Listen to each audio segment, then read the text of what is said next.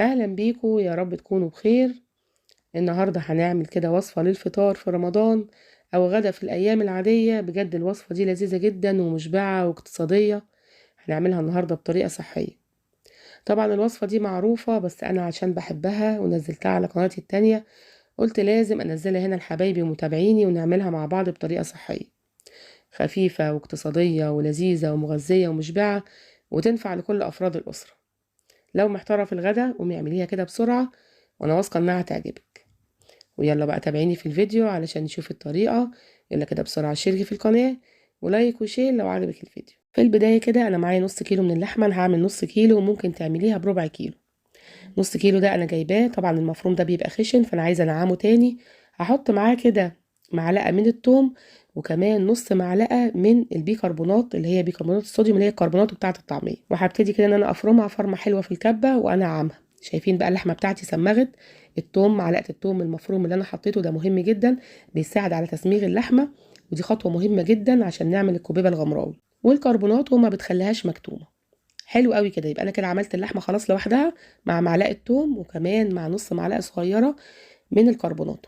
جبت بقى بصلايه قطعتها زي ما انتم شفتوا كده، بصلايه متوسطه ونص حزمه من كل حاجه، من البقدونس والكزبره والشبت، وضربتهم في الخلاط بتاعي او الكبه بتاعتي بالشكل ده. ودلوقتي خلاص هم اتفرموا كويس جدا. هحط اللحمه معاهم وهديهم مع بعض كده ضربه كده.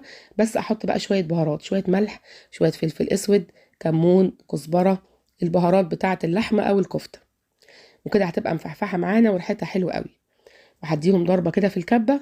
يبقى انا كده ضربت الاول اللحمة مع معلقة من التوم ومعاها نص معلقة من الكربوناتو، وكمان حطيت بعديها شلت كده اللحمة وحطيت بقى الخضرة بتاعتي الكزبرة والبقدونس والشبت، الكمية اللي انت عايزاها بقى، بس هو نص حزمة من كل حاجة مناسب جدا لنص كيلو لحمة. وحطيت معاهم بصلايه وضربتهم وخدتهم بقى كله كده مع بعضه مع البهارات بتاعتنا، ملح وفلفل وكزبره ناشفه وكمان كمون وبهارات اللحمه او الكفته. جبت بقى كوبايتين من الرز على نص كيلو اللحمه. في ناس بتحب تحط اكتر من كده رز، يعني اسمع ناس ان هي تحط نص كيلو لحمه مع كيلو رز. انا جربت الكلام ده يا جماعه ما عجبنيش خالص. فهو نص كيلو لحمه على كوبايتين رز حلو قوي. غسلته كويس جدا ونقعته شويه حوالي نص ساعه، وبعد كده نشفته كده حطيته على فوطه وسبته كده ينشف شويه وضربته في الكبه زي ما انتم شايفين.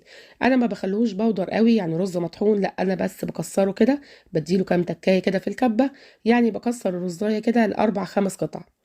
حلو قوي كده. خلاص انا كسرت الرز نزلته بقى على اللحمه، خليط اللحمه اللي احنا عملناه في الاول، وابتدات بقى اعمله بايديا، ما حطيتوش بقى في الكبه تاني ولا حاجه. اديتهم بقى عجنه كويسه كده مع بعض لغايه ما بقى القوام بتاعها بالشكل ده.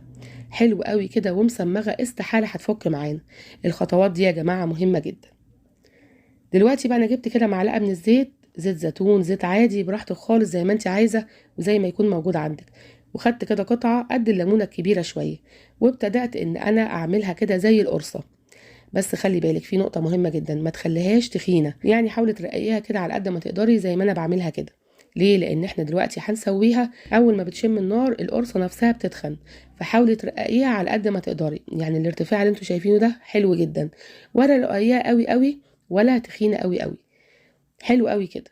هعمل برضو واحده تانية معاكم في حجم الليمونه الكبيره كده، ببتدي ان انا ادورها حلو قوي عشان ما تبقاش مشققه من الاجناب. طبعا انا عجنتها عجنه كويسه عشان تكون ناعمه معايا واقدر اشكلها بكل سهوله. ممكن تحطيها كمان ما بين كيس كده وتضغطي عليها بطبق، هتبقى معاكي برضو سهله جدا. بس انا باخدها على ايديا كده سهله جدا وما بتاخدش وقت خالص. شايفين الكميه؟ نص كيلو اللحمه على كوبايتين الرز عملوا لنا كميه كبيره جدا. زي ما بقول لكم في ناس بتحب ان هي تحط نص كيلو لحمه على كيلو رز. انا بصراحه جربت ده وجربت ده، ما عجبنيش خالص، حسيت ان انا باكل قرص من الرز. طب وليه؟ طب ما احنا نزود اللحمه شويه، يعني نص كيلو على كوبايتين من الرز.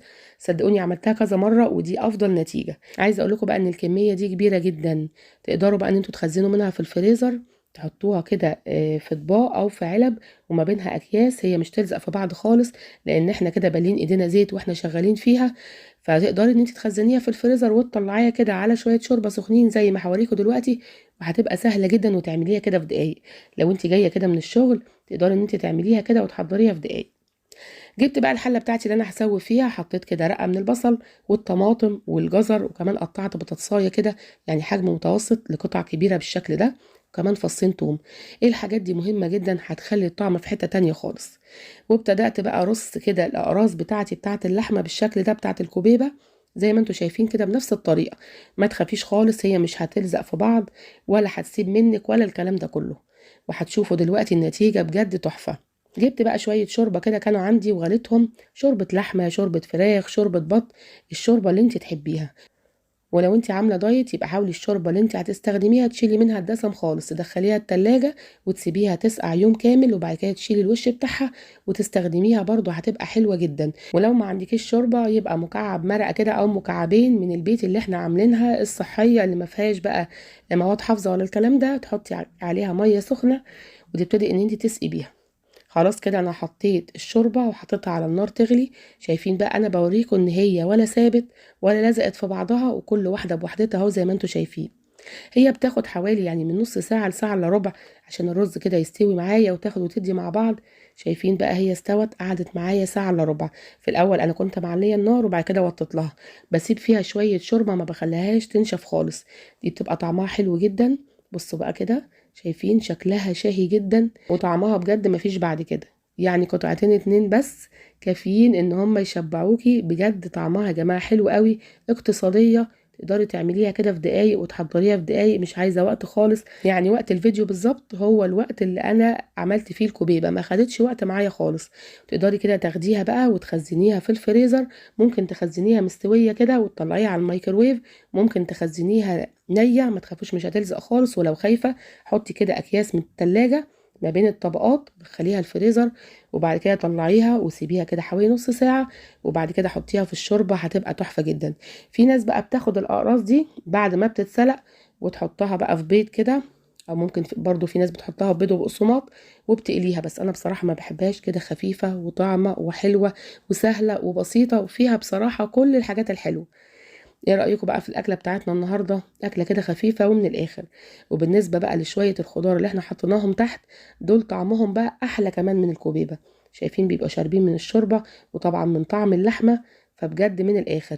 البطاطس بقى مستوية كده وزي السكر. أكلة بجد اقتصادية ولذيذة وتقدري تحضريها في دقايق ومفيدة زي ما انتوا شايفين كده، عبارة عن لحمة ورز وشوية خضار، يعني بجد تحفة. نقطع كده قطعة مع بعض، شايفين متماسكة ازاي؟